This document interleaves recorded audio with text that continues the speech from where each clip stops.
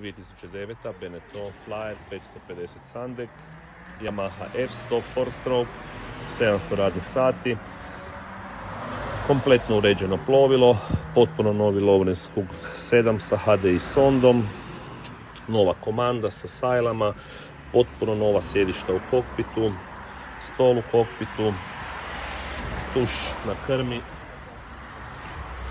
motor kompletno servisiran, pregledan sa garancijom od 6 mjeseci, potpuno novi jastuci u kabini. Ovaj gore dio je za spremit sunčalište u kabinu, a da se još uvijek može spavati unutra.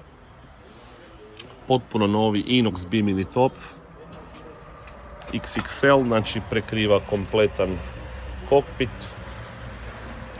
Plovilo je doslovno u stanju novoga, znači vizualno vrlo rijetko će tko primijetiti da je uopće rabljen.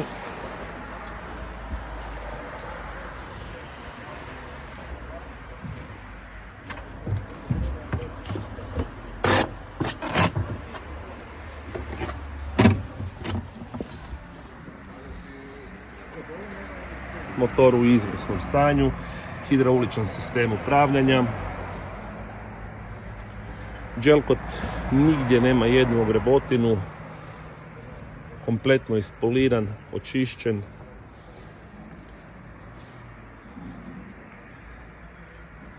Anti-falling novi, samopolirajući, prije toga je stavljen i primer.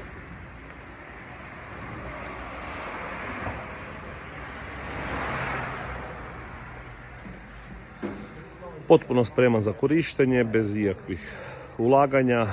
Plovilo se nalazi u Zaprešiću, u našem prodajnom salonu. Isporuka je moguća na destinaciju kupca prema dogovoru. Hvala.